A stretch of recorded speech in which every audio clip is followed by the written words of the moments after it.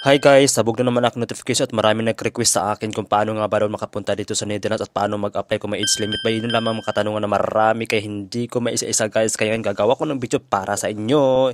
Kaya i-general ko lang sa inyo guys para malaman nyo kung paano nga ba nakapunta dito. Actually marami na akong video nakagawa pero ito gagawin ko para sa inyo uli. Bahala na to, agoy! Hi mga pangga-muslit talaga sa mga nagtatanong kung paano mag-apply dito, kung may legit ba daw ako na agency sa Pilipinas at kung paano mag-cross country kahit galing sa isang iyo or kahit sa hindi sila part ng iyo, kung may age limit ba daw. So interesado daw sila mag-apply, yan ang mga katanungan na dapat nating sagutin. Actually marami na akong video ginawa nito pero sige sabihin ko sa inyo at i-general ko lang sa inyo guys, okay? Ngayon mga panggais, wala pa akong agency na ma-recommend sa inyo kasi isa pa akong immigrants dito sa Netherlands.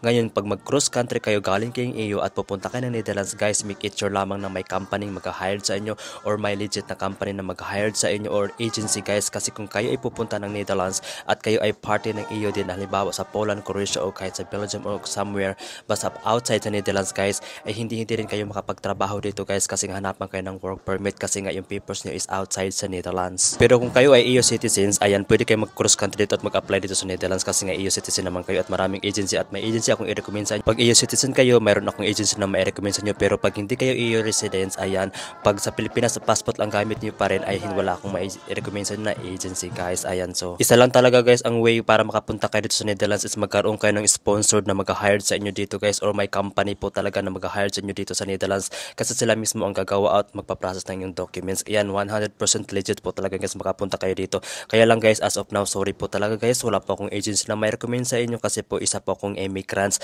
Sa mga nagtatanong guys, kaya sabog na po ang aking notification, itong video ito para sa inyo. Naway sana po guys, hindi ko kayo ma-reply na isa-isa kasi nga sa dami nang mag-message sa akin, kaya i-general ko na lang guys.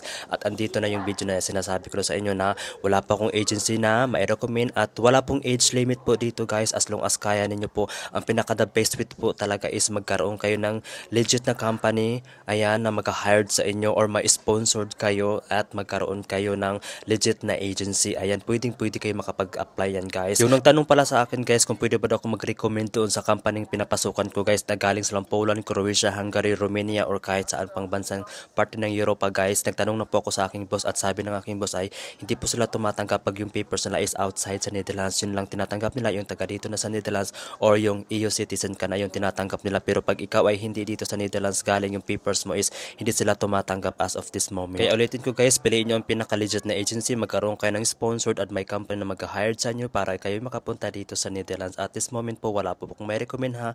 Ayan, maraming salamat po sa inyong suporta at thank you so much. Keep hunting lang mga kabayan and thank you for watching and have a good day.